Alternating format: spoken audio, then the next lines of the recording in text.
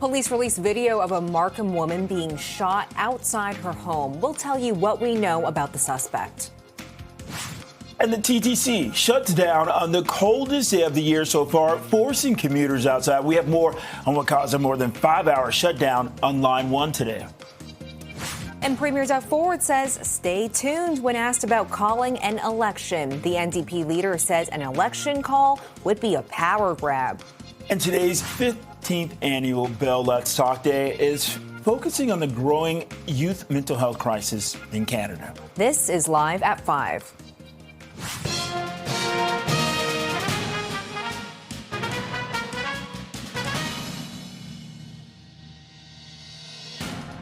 Good evening. I'm Bakari Savage. And I'm Sija Liu. Welcome to Live at 5. Our top story. Police in York Region have released video showing a woman getting shot outside her home in Markham. Right now, let's go live to CP24's crime analyst, Steve Ryan, who's near Kennedy and 14th Avenue. Steve. Yeah, Bakari and Sija, we're on Lee Avenue, which is up in Markham. The house that was involved in this is the brown brick house directly behind me here. Police say that at 5:30 yesterday evening, the victim, a woman, came out to speak with the suspect, and they had a rather unusually long, lengthy conversation. After the conversation was over, the suspect then took out a gun and he shot the woman who was walking back into her house. So we're showing you the surveillance video. I would suggest that this guy is not familiar with the firearm. You look at how he's standing, you look at the way the recoil comes back in the gun without control, and you look at his grip. Not to mention the fact that she wasn't too far away from him, and he clearly missed at what he was trying to do. So it appears to me as though this, in fact, was a very amateur attempt, but the police have said that it was a targeted shooting. So that suggests that there may have been some motive, and the conversation that the woman had with the suspect will be key for them solving this case and learning about the motive as to what went on. Here's more from York Regional Police, who we heard from earlier on. Let's have a listen. There's no indication to suggest that the victim and the suspect were known to each other. And again, that's something we're always looking for, trying to link why things are happening and who knows whom. But in this case, there's no indication that the two are known to each other. Again, you can see that Audi A4 that we're looking for. And there's a couple of cars, again, that did drive by. If you are seeing this, if you were in the area and had dash cam, please reach out to our investigators. Now, statistically, if a woman is injured or killed, it most often, by the numbers, suggests it being a intimate partner, past or present, or at least somebody who the woman knows. This might be an execution, attempted execution, by the way. The suspect went about shooting this woman. And very quickly, he's described as male Asian, thin build, wearing a high-vis vest and a construction helmet, dark pants and dark hoodie, and he was wearing a medical mask. The police have said that he basically was hiding in plain sight, suggesting that, in fact, the disguise was the vest and the helmet, the construction hat, rather, while he tried to basically kill this woman. If you have information, you're asked to call York Regional Police. I'm sending it back to you guys. All right, Steve Ryan reporting live in Markham tonight. Thanks for helping us understand that video. Now, a young man and his young daughter were struck and killed by a vehicle in Pickering last night. Chopper 24 was over the intersection. This is where it happened, Taunton and Brock. After the roads reopened, however, Durham police say that the 40-year-old man and his 3-year-old daughter, they were in a vehicle that was involved in a collision around 8 o'clock last night. The man drove a distance down the road, ended up in a ditch, and then got out of the vehicle with his daughter. They were trying to cross Taunton Road. That's when they were hit by another vehicle. When we're referring to the vehicle that fled, it was actually the Honda, the main vehicle that contained the 40-year-old male and the 3-year-old female, that traveled quite a distance away from the initial collision. Potentially, the occupants of that vehicle were walking back to the initial collision site to speak with the second driver. However, we don't have that confirmed, and that's why it appears that that vehicle did not remain at the initial collision site. Police say no charges have been laid so far, and they're looking into whether speed or weather was a factor in these two incidents. Firefighters in Mississauga tackled a large commercial fire. This was in the freezing temperatures today. They were called to a business on Bren Road and the Derby-Torum Road area late this morning. Thick black smoke was pouring out of the building. More than 50 firefighters worked in the freezing conditions to get the fire under control. Fortunately, just one minor injury was reported. There is no word, though, on how this fire started. Right now, it's 5:04, holding at 12 below zero. Let's get a check on the evening commute with CP24's traffic specialist, Adjoa Nsiaya Ba. Adj. Yeah, Bakari, still watching long-standing issues, which have been a bit of a pain for drivers that are headed towards the northbound lanes of the 427. So on the northbound 427, still no access to the ramp that takes you to the 407 because of a much earlier spill and cleanup, taking longer than expected from MTO and OPP. So if any lanes, if this ramp reopens, we'll keep you in the know. Headed towards the westbound lanes of the Gardner. Pretty busy as you make your way out of the downtown core from Jarvis to Dufferin. Into the downtown core, you're running into those busy pockets. And had a peek at your drive on the DVP. Actually starting to get better. Now the delays start from Don Mills and they continue all the way up towards the 401. Southbound slows over the 401 to Winford. Just volume delays, no live lane issues. I'll send it back to you both. All right, thanks for that update. Now, Bakari, some good news for commuters this evening. There is subway service on Line 1 for the evening rush tonight after a partial shutdown this morning left many people in the freezing cold waiting for a bus. Yeah, there was no service between Wilson and Lawrence West stations from around 6:30 until just before noon. This is because of a broken power rail. Shuttle buses were running between the two stations during the morning rush hour. There were also delays all along Line 1 due to the partial shutdown. And TTC Chair Jamal Meyer says the issue on Line 1 today highlights the need to invest in Toronto's transit system. This is why it's important that our budget is really focused on the state of good repair backlog. We've cut it by over 50% in this budget, and we're really focused on making sure that we do more of these planned shutdowns so that we can have longer work periods in order to do this type of preventative maintenance work on the track that's desperately needed so that we can avoid situations like this from happening in the future. It's very hard because every day we have an issue with the subway. Every time when you want to go out, for example, during the evening, around 11, it's always a nightmare to go out. I'm living next to Wilson, and when I want to go downtown, it took me like almost 1 hour without issue. So with issue is almost 2 hours, so yeah. I live downtown practically on the line of the subway, and every day is a adventurous event with the TTC. I've been living here for a quarter century, 25 years, and I have nothing nice to say about it. Well, the TTC shared these before and after photos. The break in the power rail south of Yorkdale Station, it was discovered between 4 and 5 o'clock this morning.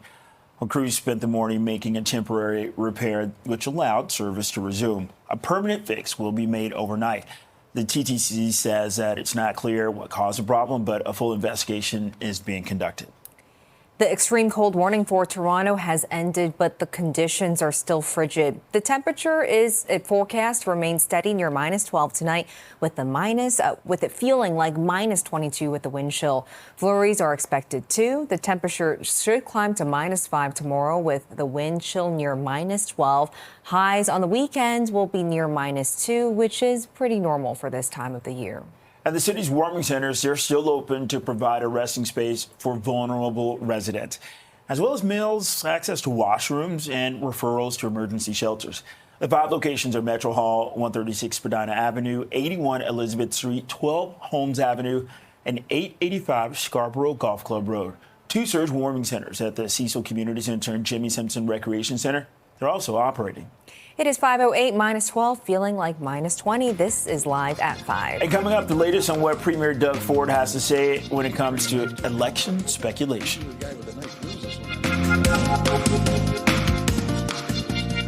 And Premier Doug Ford and his counterpart, they had another meeting with Prime Minister Justin Trudeau today about looming U.S. tariffs. Ford says that they had a good discussion with Alberta Premier Danielle Smith, who has advocated for diplomacy instead of retaliatory tariffs. You can't bring a knife to a gunfight. Usually the guy with a knife loses one in a gunfight. We have to make sure that we match these tariffs dollar for dollar. We need to target where it's going to impact Americans the most. We need to target the Republican-held states and the Senate and the Congress and the governors. That's what we need to do because we don't want this. U.S. President Donald Trump has suggested he could impose 25% tariffs on Canadian goods as soon as February 1st. And Premier Doug Ford is also keeping up with the message that he needs a strong mandate from taxpayers in order to join the fight against looming U.S. tariffs. So what does this mean for Ontarians? We'll be heading to the polls this winter. And for more on this, let's go live to CP24's Arda Zakarian, who is outside the Premier's constituency office in Etobicoke tonight. Arda, what is the latest that we're hearing from the Premier? Well, CJ and Bakari, he's saying stay tuned when asked if he's going to call an election next week more than a year early. Stay tuned. And Premier Ford said that he needs the support of Ontario to fight the tariffs. It's all about the tariffs that are looming on February the 1st. As you said, President Trump in the Oval Office said he thinks it's going to start on February 1st. So will it happen? Won't it happen? But in the meantime, Premier Ford says he wants Ontario to be ready. Of course, everything is on the table. And he says he needs a mandate from the people to do so and a new budget that includes tariffs. Stay tuned. Okay, but we need a mandate from the people. We need a mandate to protect and possibly spend billions of dollars to protect people's jobs, to protect businesses, and to protect communities. And there's only one group of people, one group that is going to give you the mandate, and that's the people, and that's what's great about democracy. They either vote a government in or they vote them out. Mr. Ford does not need a mandate. He has a mandate. He is the premier of a province. He has a majority government. He can pass any legislation he basically wants to. I've actually offered that the official opposition will sit down. We will support the work he wants to do. We absolutely believe that there will have to be some kind of program in place like that. And if he intends to go to the polls, then I think the question people will be asking themselves on Election Day is also, is my life any better today than it was 7 years ago? And so the leader of the opposition says this is all for getting more seats in government. Premier Ford already has majority, so why spend hundreds of millions of dollars of province money on an election? However, if an election is called next week, then Ontario goes to the polls on February 27th. Back to you. Arda Zakarian. Arda, thanks a lot. Well, criticism for the Ford government at a school safety summit organized by the Ontario Secondary School Teachers Federation. The Safe at School Summit brought together a number of groups to talk about solutions to deal with rising levels of violence in Ontario schools. Speaking at the summit, OSSTF President Karen Littlewood said Premier Doug Ford's government is not good for Ontario's education system. We need to have the public putting education at the forefront.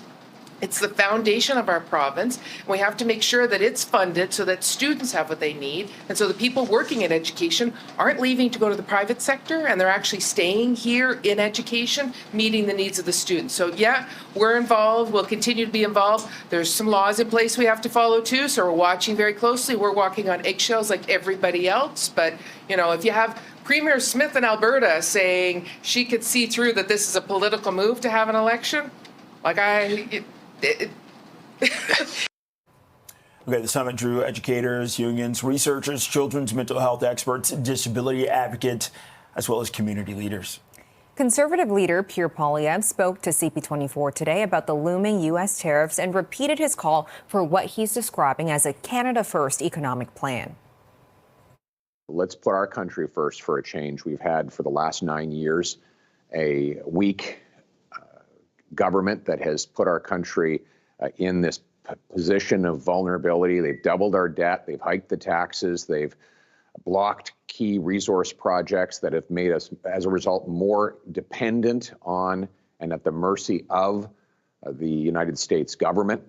What we need is a bring-it-home economic tax cut that's going to leave more money in the pockets of entrepreneurs, investors, workers, home builders, so that we can have a stronger economy and stand on our own 2 feet for a change.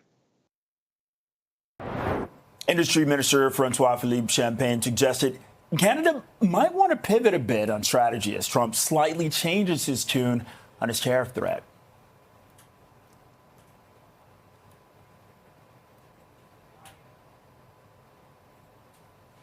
To say, I hope you're happy to see us, by the way, because we're your largest customer. We buy more from you than China, Japan, the UK, and France combined. And despite the fact that you have heard that message probably 100 times now. We still need to repeat it in Washington so that everyone's get it. And I could see governors nodding because they understand, they're in the front line of that. They understand that they won't be tariff without impact. They cannot be tariff without consequences. And they cannot be tariff without costs for the U.S. consumers. At the Liberal cabinet retreat, Champagne suggested the government might want to move away from a defensive posture. He suggested Canada needs an offensive position and reminds all parties that we have a lot of good things. Well, Emergency Preparedness Minister Harjit Sajjan says that he will not seek re-election. The Vancouver South MP was first elected in 2015 and served as defense minister until 2021. He then served as international development minister until 2023. Before entering politics, Sajjan worked as a detective with Vancouver Police following a long career in the Canadian Armed Forces. He released a statement today that reads in part, "Sadly, over the last few years, our political landscape has become increasingly toxic and polarized with more aggressive rhetoric and even physical threats. This environment not only takes a toll on politicians, but also on our ability to raise our children in a healthy and safe way. We can and must find our way back to civility by embracing respect for each other, by seeking common ground, and by fostering constructive dialogue." Well, former Liberal MP Ruby Dalla is joining the party's leadership contest and talked to CTV Your Morning about why she decided to throw her hat into the ring. I think I'm going to be bringing something to this race that the other candidates are not. I think it is incredibly important, for the party and our great country of Canada to have the voices of diversity. It is incredibly important to have someone who has actually run a business that has started from the grassroots and from the ground up, to where it is today. And it is important to have someone who's going to stand up and fight for Canadians. More Liberal cabinet ministers say they are backing Mark Carney to be their next leader. Environment and Climate Change Minister Stephen Guilbeault is endorsing the former Bank of Canada governor, saying he is the right person to support the next phase of the Canadian economy and fight against climate change. Foreign Affairs Minister Melanie Joly, Indigenous Services Minister Patty Hajdu, Crown Indigenous Relations Minister Gary Ananda Sangari, and Emergency Preparedness Minister Harjit Sajjan have also thrown their support behind the former central banker, as well as former Housing Minister Sean Fraser. Right now it's 5:18, holding at 12 below zero, but feeling more like 20 below outside. This is Live at 5. And coming up after the break, more on how to stay safe against norovirus during a surge in the illness. Here's an update to a story that we brought you yesterday. An outbreak of measles west of the GTA. It's growing. Public health officials say the number of confirmed measles cases in Brant, Haldimand, and Norfolk County has risen to 9. Possible exposure places include the emergency room at the hospital in Ingersoll. People who may have been exposed are asked to monitor for symptoms that typically start with high fever, pain, runny nose, swollen red eyes, and a cough, followed 4 days later by a red rash. And norovirus is also back in the news after a large outbreak at Guelph University. Dr. Alan Grill joined CP24 to talk about the virus and possible symptoms. Norovirus or Norwalk virus, it's a viral infection that a lot of people actually use the term stomach flu to describe it, but it has absolutely nothing to do with influenza whatsoever. We see a lot of this in our offices, specifically between November and April, and that tends to be a time where people are gathering a lot indoors. And basically, in terms of the things that are important to recognize, it causes an inflammation of the stomach and digestive tract, a condition called gastroenteritis. And you start to feel very nauseated, you get vomiting, diarrhea, your tummy hurts, you get fever sometimes, you just feel yucky. Okay, Dr. Grill also says that it's key to stay hydrated when battling norovirus. Adults can drink Gatorade, children can drink Pedialyte, and also when reintroducing solid foods, keep from bland but full of nutrients. A new report suggests Canada's population will continue to grow in the coming decades despite the federal government's moves to cut immigration rates. Statistics Canada estimates 40.3 million people lived in the country last year. It's projecting that figure is going to rise to between 45 million and 80 million over the next 50 years. Even a medium growth scenario has a population reaching more than 59 million people. That'll be in 2074. The agency says that It used fertility, mortality, and migration rates to come up with the forecast. It is 5:27, -12, feeling like -20. This is live at 5. Well, the Leafs will try to go for their 4th straight win. That's when they host the Columbus Blue Jackets tonight, but they're going to have to do it without Max Pacioretty. Stick around.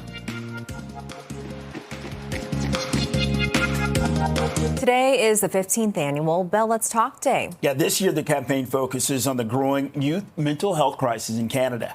1.25 million young people need help in this country with increasing rates of anxiety, depression, and suicidal ideation. To donate $5, just text youth to 45678. 100% of proceeds go to 6 youth mental health organizations. Mary Deacon is the chair of Bell Let's Talk, and she spoke to CP24 about the decision to put a spotlight on youth mental health this year. We funded a report by Mental Health Research Canada on the state of youth mental health in our country. It was the first report in 5 years, a definitive report, and it really underscored that we have a generation at risk. The stats are alarming, and we should all be paying attention, not only for the well-being of those young people, but because they're going to grow up and be the leaders of our country. And one of the organizations that will benefit from Bell Let's Talk donations is jack.org. So Ambassador Liv Miller tells CP24 what the support's going to mean for them. We get to continue to dream big about what the look of preventative mental health care will look like for young people. We know that it's relevant. We know that it's important. And the young people who work with jack.org are just so passionate. So to be able to, use these donations to imagine what might be next for the organization and the people who support it, it's just phenomenal. To find mental health resources for you or a loved one, go to letstalk.bell.ca. And if you are in a crisis, please go to the closest hospital or call 911. If you are thinking about suicide, call or text 988 toll-free anytime. Well, the Leafs are going to go for a 4th straight win when they welcome the Blue Jackets tonight. Now, Toronto is coming off a 5-3 win against division rivals, the Tampa Bay Lightning, on Monday night. The Leafs offense has come alive since dropping 3 in a row last week, scoring 16 goals in their last 3 victories. Puck drop is at Scotiabank Arena at 7:30 tonight. And the Leafs are going to be without Max Pacioretty for at least the next 2 games. The forward has been placed on injured reserve after getting hurt in Saturday's game against Montreal. He'll be out tonight and on the weekend against Ottawa, but is eligible to return next Wednesday. Now, Pacioretty has 12 points in 32 games this season, while averaging 13.5 minutes of ice time. And Jacob Quillen has been recalled from the Marlies to take Pacioretty's place on the roster. Time now is 5:28, -12 outside. This is live at 5. Shot in the back in her own driveway. We have the video from Markham showing the suspect police are looking for. Stick around.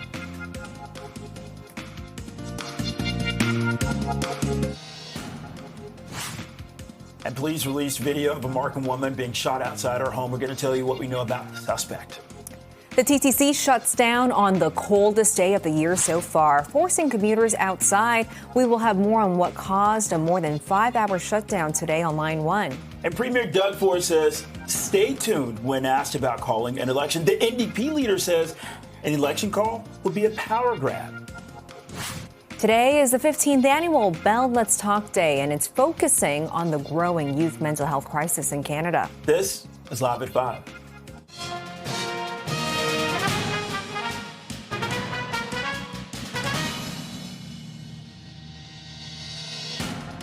Good evening, I'm Sijal Liu.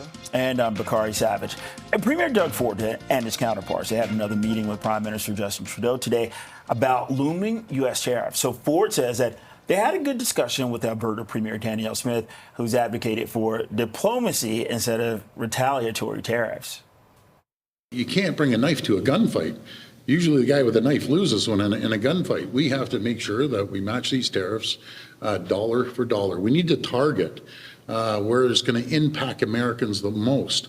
We need to target the Republican-held states and the Senate and the Congress and the governors.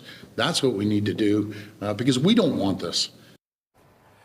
U.S. President Donald Trump has suggested that he could impose 25% tariffs on Canadian goods as soon as February 1st. And Premier Doug Ford is keeping up with the message that he needs a strong mandate from taxpayers in order to join the fight against looming U.S. tariffs. So does that mean Ontarians will be heading to the polls this winter? For more on this, let's go live to CP24's Arda Zakarian, who is outside the Premier's constituency office in Etobicoke tonight. Arda, what is the latest here? Well, CJ Bakari, in the Premier's words, he says, stay tuned when asked if there is going to be an upcoming election, if he's going to call it next week. Now, he says he needs the support of Ontario to fight the tariffs. They are looming. It's almost February the 1st when those 25% tariffs are going to be implemented. President Trump said from the Oval Office he thinks that is the date. And Premier Ford says not only does he need the support of Ontario, but he needs a new mandate. He also says that there needs to be a new budget that includes the tariffs. Stay tuned. Okay, but we need a mandate from the people. We need a mandate to protect and possibly spend billions of dollars to protect people's jobs, to protect businesses, and to protect communities. And there's only one group of people, one group that is going to give you the mandate, and that's the people, and that's what's great about democracy. They either vote a government in or they vote them out. If he's going to spend hundreds of millions of dollars to call a snap election because he thinks he needs more seats than the current majority he even has right now, then I absolutely would expect to see specifics. How many billions of dollars does he think he's going to have to spend? And I want to say that right now, everything that he's presented thus far seems to be like a back-of-the-napkin plan to fight back against Mr. Trump. What we need is a strong, united front. I'm not seeing that for Mr. Ford right now.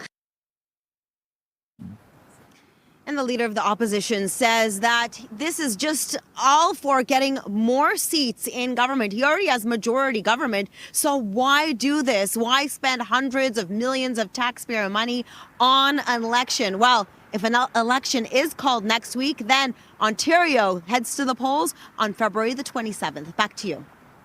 All right, Arda Zakarian reporting live tonight. A lot can happen in a week. Thanks so much.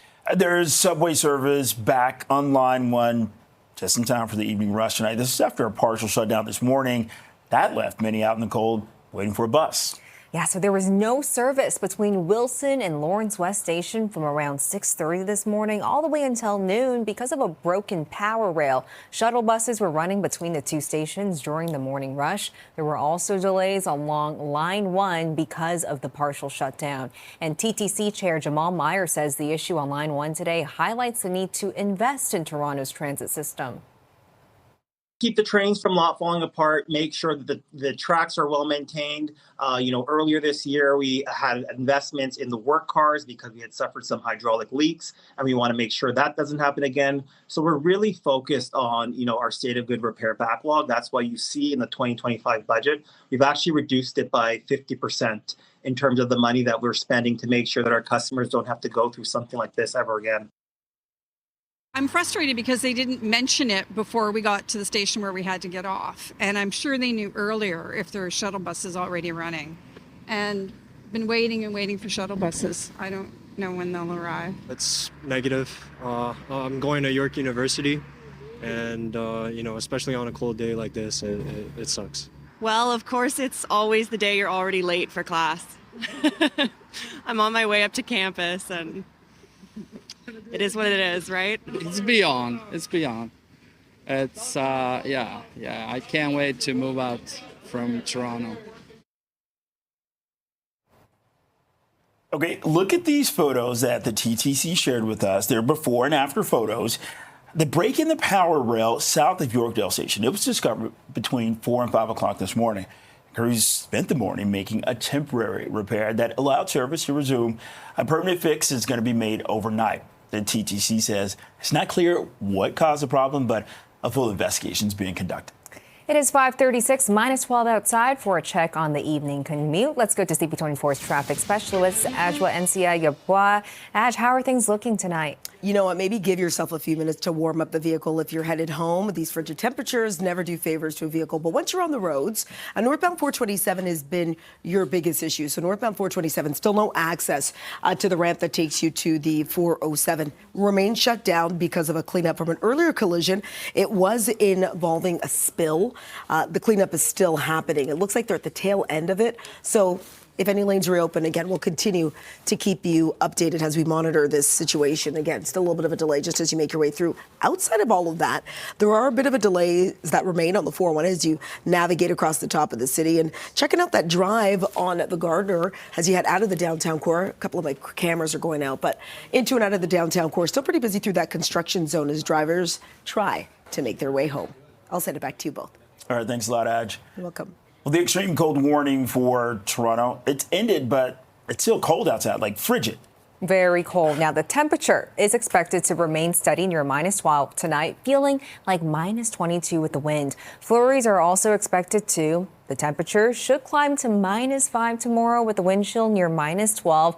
The highs on the weekend will be much better. It will be near -2, which is normal for this time of the year.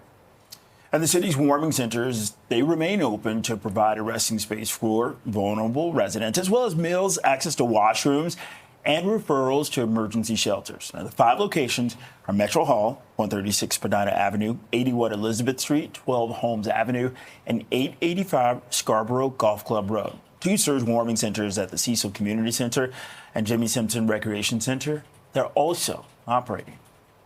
Police in York Region today have released video showing a woman getting shot outside her house in Markham. And let's go live to CP24's crime analyst Steve Ron, who's near Kennedy and the 14th Avenue tonight. Okay, Steve, this video, we see the entire thing. Walk us through the video and what police might be looking for right now. Sure. So the address is on Lee Avenue in Markham. It's the brown bricked home behind me here.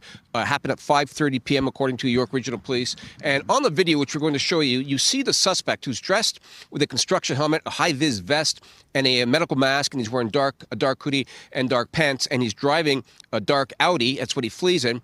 He engages the woman in a very lengthy conversation. And when that conversation ends, as the woman walks back towards her home, the suspect then shoots her. He fires multiple rounds. And just by looking at the manner in which this guy is holding the gun, the manner in which he stands, and the uncontrollable recoil in the gun, it certainly appears to me that this guy is an amateur.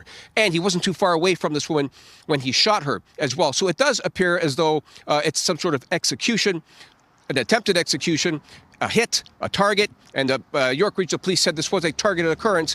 So that conversation that the woman had with the suspect, it will be key for them discovering, them being the police, discovering what the motive might be. It's an odd type of occurrence to have taken place in this busy neighborhood at 5:30 p.m. So there's much more to this story, I'm sure, and the police will figure this out in due course. Here is more from the York Regional Police we heard from earlier today. Let's listen. We're asking everyone to get onto our social media accounts, take a look at this video and share it. We see a male party that's interacting with our victim who is pacing back and forth in front of the house. There was a conversation that was had. And as the woman was walking back into her residence, he pulls a firearm out and he actually fires multiple shots at her. Fortunately, again, it was only minor injuries and she is already out of the hospital. But we're looking for anybody that might have been in the area. We do see in the video as well that at least a couple other cars drive by at the same time. And we're appealing to anyone that was on Lee Avenue and the Noble area at that time to please come forward and speak with investigators. As the police are saying, minor injuries to this woman. She's very, very lucky. And that, again, adds credence to this guy was not familiar with the firearm. People who know of this guy, even though his face is covered, they will recognize his gait, his mannerisms. And if you think you know who this person is, you're asked to give York Regional Police a call. I'll send it back to the desk. All right, CP24's crime analyst, Steve Ron. Steve, thanks a lot. York Regional Police are investigating a home invasion in Nobleton. It saw a woman and 2 dogs shot Yeah, this happened yesterday around 4 a.m. near Highway 27 and King Vaughan Road. Investigators say a 47-year-old woman was shot and hurt after confronting 3 suspects who broke into the home. 2 dogs were shot, 1 died. Police say the suspects tried to set the home on fire before getting away in a dark-colored sedan. There were 4 other people inside the home at the time. Investigators believe this was a targeted incident. Well, the investigation continues after a man and his young daughter, they were hit and killed by a vehicle in a rural area of Pickering. It happened at Taunton Road and Brock Road around 8 o'clock last night. Durham police say a car driven by a 40-year-old man who was with his 3-year-old daughter was involved in the collision. Their car continued a distance down the road before crashing through the guardrail. The man got out of the car with his daughter, and they were struck while trying to cross the road on Taunton Road. We have had witnesses come forward with dash cam on cell phone footage, but we, of course, are appealing to anybody that was in the area, any witnesses who may have seen the collision, an eyewitness, or who may have dash cam or cell phone footage passing by that can come forward and speak with our investigators so we can have a better idea of exactly what led up to the collisions, both collisions, and the circumstances beforehand. Police say no charges have been laid so far, and they're looking into whether speed or weather was a factor in these 2 incidents. Right now it's 5:42, holding at 12 below. This is Live at 5. Coming up, Conservative leader Pierre Poilievre spoke to CP24 today about Donald Trump's tariff threat. We'll hear from him after the break. Widely unpopular. He has no credibility with anyone. And then you have a... Conservative leader Pierre Poilievre spoke to CP24 today about the looming U.S. tariffs and accused the Liberals of leaving Canada in a weak negotiating position. We have a weak, effectively former prime minister who's thoroughly discredited and widely unpopular. He has no credibility with anyone. And then you have a squabbling group of other Liberals fighting for political power. That's left a vacuum. So effectively, we have 10 foreign ministers in the form of premiers who are all running around saying different things. What we need is a axe the tax election now so we can elect a strong government that will take back control. Industry Minister Francois Philippe Champagne suggested that Canada might want to pivot a bit on strategy as Trump slightly changes his tune on his tariff threat. To say, I hope you're happy to see us, by the way, because we're your largest customer. We buy more from you than China, Japan, the UK, and France combined. And despite the fact that you have heard that message probably 100 times now, we still need to repeat it in Washington so that everyone's get it. And I could see governors nodding because they understand, they're in the front line of that. They understand that they won't be tariffed without impact. They cannot be tariffed without consequences. And they cannot be tariffed without costs for the U.S. consumers. At the Liberal cabinet retreat, Champagne suggested the government might want to move away from a defensive posture. He suggested Canada needs an offensive position and reminds all parties that we have a lot of good things. A military watchdog is pushing Ottawa to financially compensate Afghan Canadians who served as interpreters for the Canadian Armed Forces in Afghanistan. The report says independent assessments are needed to determine if former advisors should receive compensation and assistance for conditions, including PTSD. 81 interpreters were hired on prolonged deployments outside the safe zones of military bases. Many say they have struggled to access benefits and supports because they're not covered by the same policies as military members. It's 5:47, holding at 12 below zero, but feeling more like 20 below outside. This is Live at 5. Today is Bell Let's Talk Day, and this year's campaign is focusing on the growing youth mental health crisis in Canada. We'll have more on this next.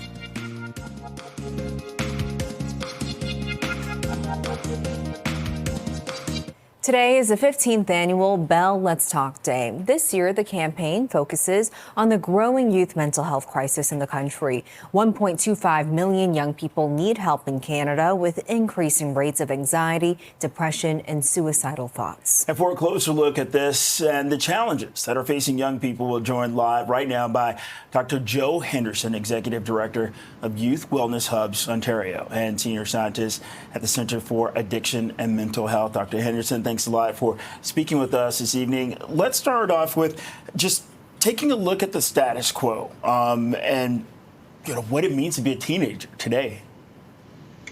Yeah, teens and young adults they're having a tough time today. They find challenges in how to be hopeful for the future. There's lots of negative news, on a daily basis. Things are difficult financially for many families, and that includes young people. It's hard for young people to find jobs. And so they're really having a tough time. And Doctor, what would you say is the best way to support the youth, especially if they are one of your loved ones and maybe they don't want to open up and are struggling silently?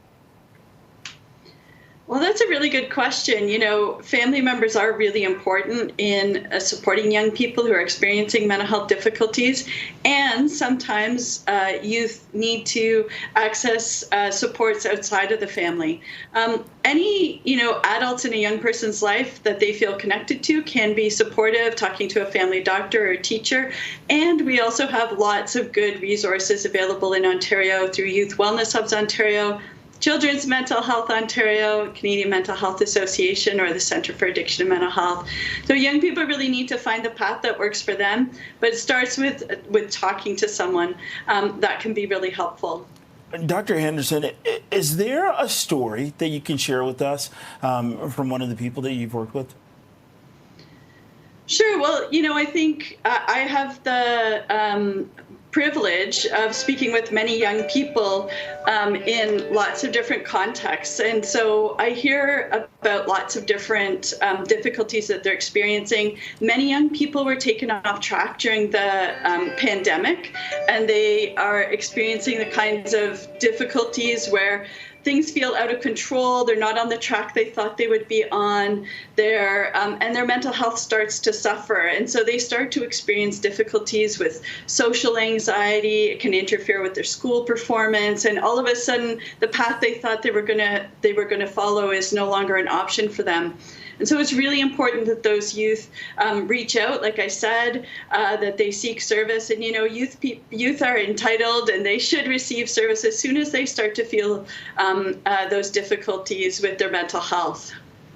Absolutely. And Doctor, when it comes to the work that you're doing over at the Youth Wellness Hubs Ontario, can you tell us a bit more about the initiatives that you have and how you're working towards helping youth every day?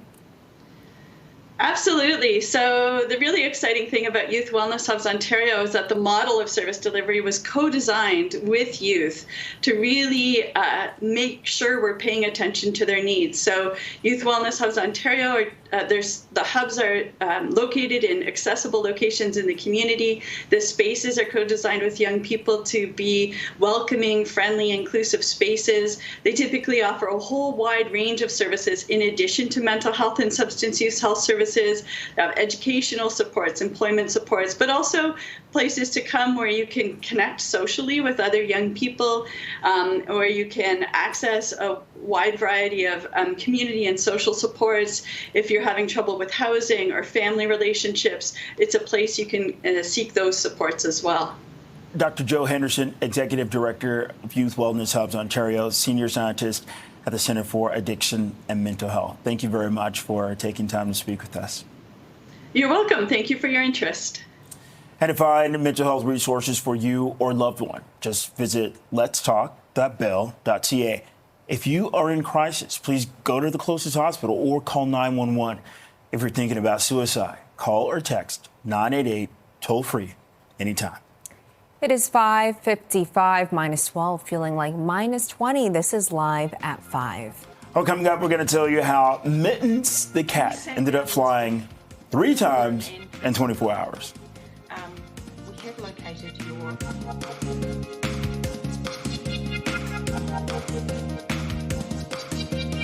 Netflix is raising its subscription prices again in Canada. Monthly plans are going up by $2 to $3 per month. The streaming giant added a better than expected 19 million subscribers toward the end of last year and says its increase in pricing is due to programming investments. Well, Cat's become an accidental frequent flyer after being forgotten on a plane. And we sat down in this big boardroom and they said, look, we have located your cat, but it's actually on the return flight back to Christchurch, New Zealand. 8-year-old Maine Coon's Mittens was supposed to be flying with her owners from New Zealand to Australia, but when her family arrived, there was no sign of Mittens. It turns out she was still on board, but a baggage handler had overlooked her cage behind a wheelchair, so the cat made 3 trips in 24 hours before being brought back to her family. Her owners say she lost a little bit of weight, but otherwise she is unharmed and full of adventure. Yep, let's just hope she gets some frequent flyer miles for that. Get to keep them. It's 5:59, holding at 12 below zero, feeling more like 20 below outside. This is Toronto's breaking news, CP24. And from all of us here, thanks so much for joining us tonight. CTV News at 6 is next.